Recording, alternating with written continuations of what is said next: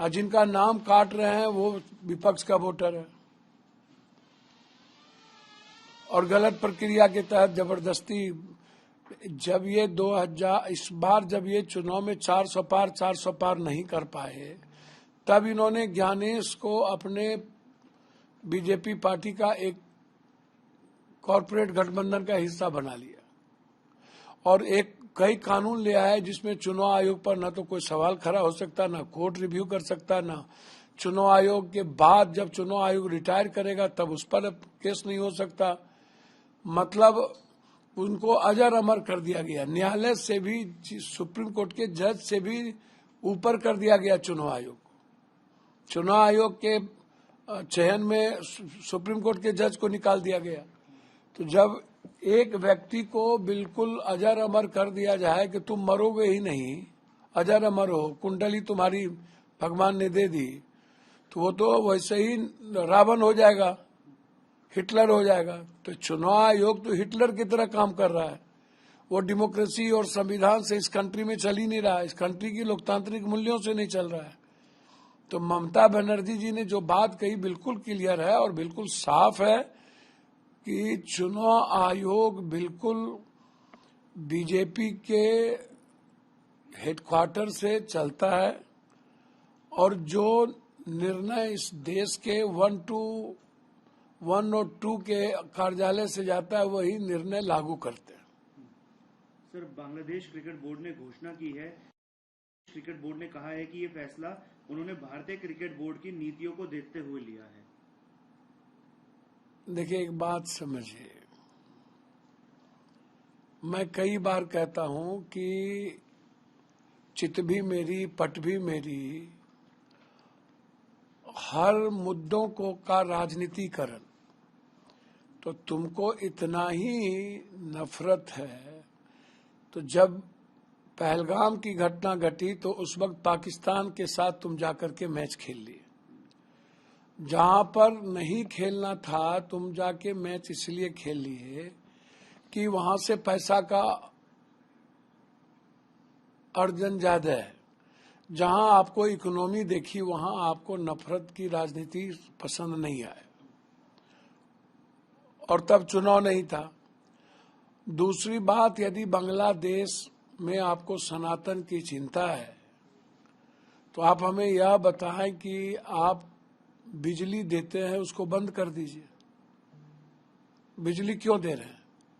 सबसे पहले बिजली बंद कीजिए। और दूसरा, जिन बड़े उद्योगपति के वहां 60% स्टॉक है धंधे में, उसके धंधे को वापस कर लीजिए। उनके कोई मेंबर या उनके कोई फैक्ट्री तो बंद हो नहीं रही है वहां, तो वो भी चलेगा, बिजली भी देंगे। और यदि शाहरुख खान जी इतने ही देश विरोधी हैं तो शेख हसीना को आप रखे हुए, आप तो उसका बाप हो। उससे बड़ा विरोधी तो आपको पहले हो जाना चाहिए। एक टीम ने किसी का चयन किया, खेल का वो हिस्सा है, वो राजनीति का हिस्सा नहीं है। तुम उसको राजनीति का हिस्सा बनाते जा रहे हो। तो भैया शेख हसीना को पहले निकालो ना। और इतनी औकात है सनातन को लेकर के, तो वो औकात तो है नहीं, इन्हें राजनीति करनी है। हम चावल का व्यापार कर ही रहे हैं, चावल के आदान प्रदान में हम लगे ही हैं। तो जो निर्णय है वो बिल्कुल गलत निर्णय है और शाहरुख खान पर सवाल खड़ा करना मैं उचित नहीं मानता हूं। हमें अपने पॉलिसी में बदलाव लाने की जरूरत है और ऐसे समय में ही इंदिरा गांधी याद आती रहती है। सर, आरएसएस प्रमुख मोहन भागवत, दो लड़कियां लव जिहाद का कारण शिकार बनती हैं। अब मुझे एक बात समझ में नहीं आता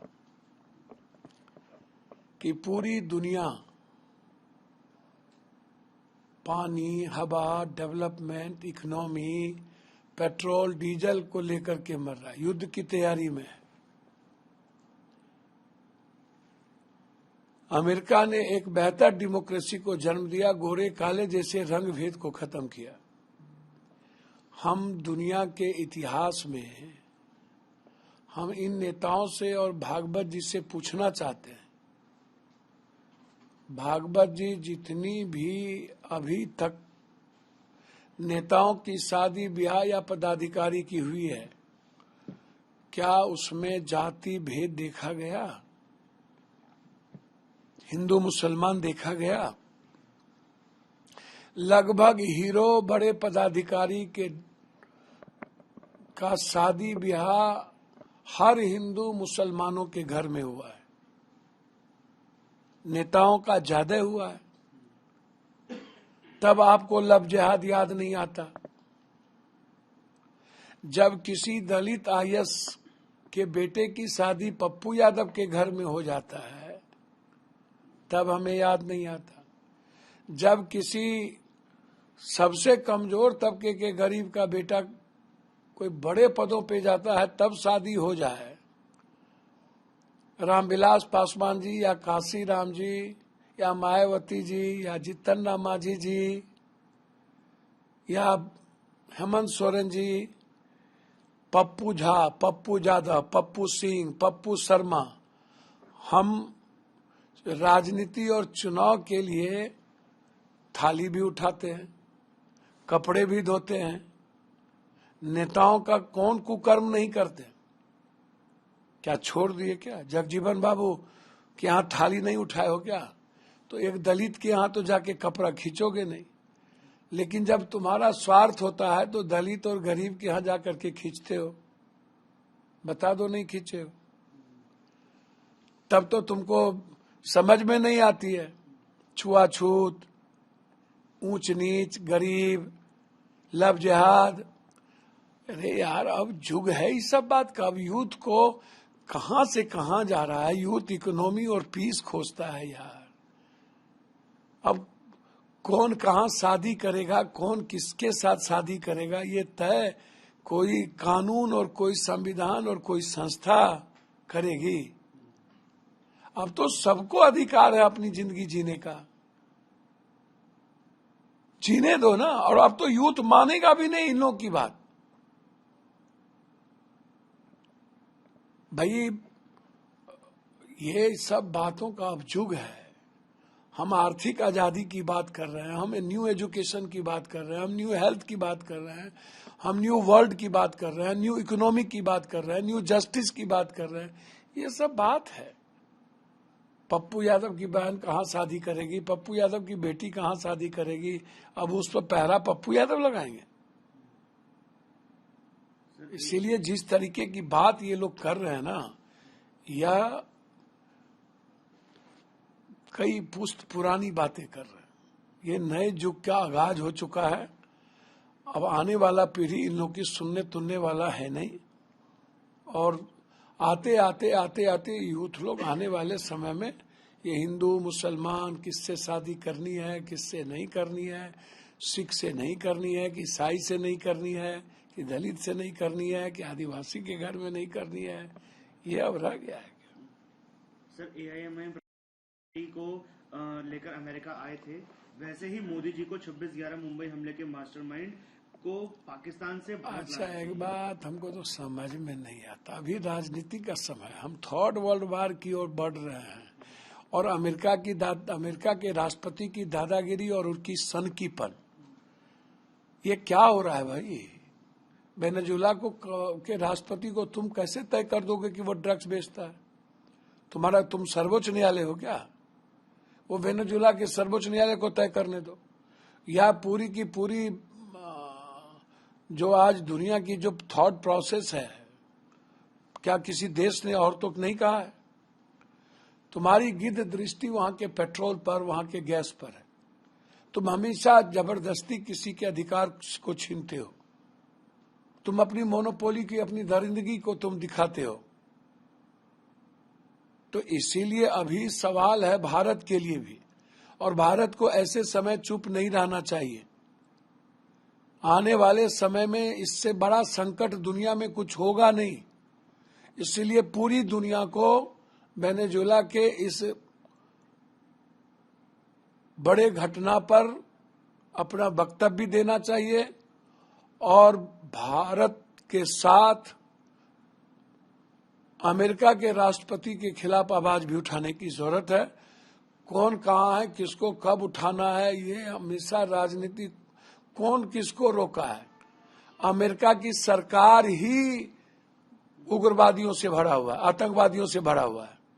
कोई भी सरकार वहां लगभग 90%, 80% सरकार आतंकवादियों के द्वारा प्रायोजित है। वहां का जो मिलिट्री रूल्स है वो कंप्लीट रूप से आप देख लो उसकी स्थिति। किसी भी देश की जनता अशांति नहीं चाहती, न तो अमेरिका की जनता कभी अशांति चाहती है। अमेरिका की जनता ही पीस खोज रहेगी। तो आप किसी देश को या किसी पार्टी को गाली देना या हाँ जो गलत है तो कभी भी ला सकते थे। इनको तो 12-13 साल अब हो गया प्रधानमंत्री बने हुए, तो कौन कह रहा है किसको ना लाओ, जाओ उठा के ले आओ सबको, वो स्वतंत्र है। लेकिन अभी जो वेनेजुला पर घटना घटी है सिर्फ पेट्रोल और गैस के कब्जों के लिए, यह दुनिया के हित में सही नहीं है। और यदि वहां के राष्ट्रपति को नहीं छोड़ा गया तो मुझे लगता है जिस तरीके से रूस, जिस तरीके से किंग जॉम ने, ईरान ने जिस तरीके से इस पर प्रतिक्रिया दी है, यह 2 कदम तीसरी विश्व युद्ध की ओर बढ़ चुका है। प्रमुख गुरमीत राम रहीम को 40 दिन की पैरोल फिर से मिली है। 2017 के बाद तक, अब 2017 के बाद से अब तक ये उनकी 15वीं पैरोल है। भगवान इन लोगों को पैदा ही किया था बलात्कार करने के लिए, कि तुम तटस्थ हो, यथो भव, शाश्वत है ये लोग, संभोग से समाधि। तुम बजे लो, बाबा, नेता, पदाधिकारी, पैसा वाला, 12 साल, 14 साल, 11 साल जाओ। अरे राष्ट्रपति जी, आप आए धरती पर ऐशो आराम के लिए, जाइए अमेरिका जाइए और मजे लीजिए 12 साल के, 14 साल।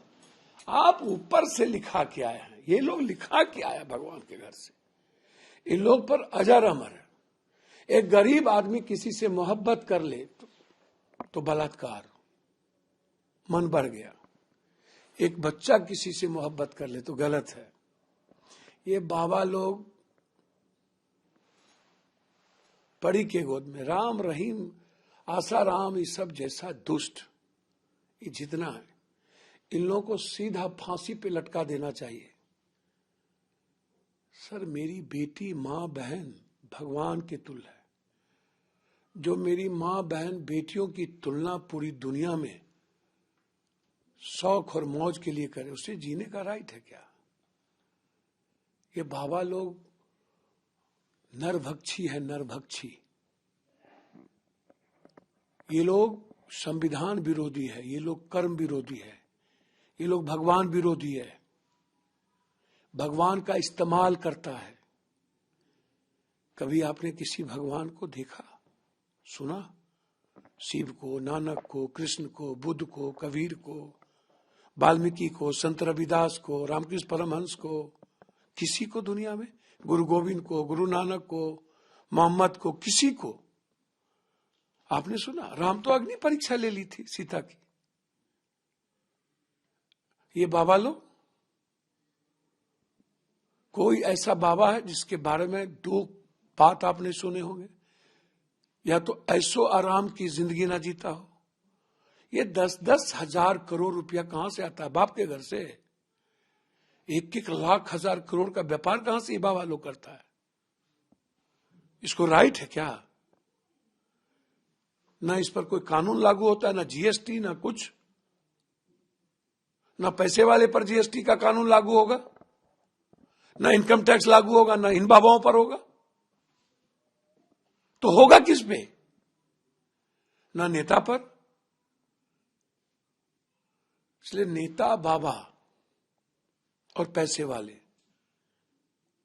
इनके लिए कोई संविधान कानून नहीं है। मुख्य कानून है ये नेता और सियासत के काले कारनामों का चोली दामन का रिश्ता है इन गंदे लोगों का। नेता और बाबा ये दोनों इंसानियत के दुश्मन हो चुके हैं और ये भेड़ियों का खाल पहनकर दुनिया का सारा पाप और कुकर्म करते हैं। इन लोगों को जेल में सजा देना चाहिए। यदि पैरोल मिलता है तो समझ लीजिए ये इंसानियत के भी दुश्मन को पैरोल मिल रहा है और इससे आने वाले पीढ़ी पर असर पड़ेगा।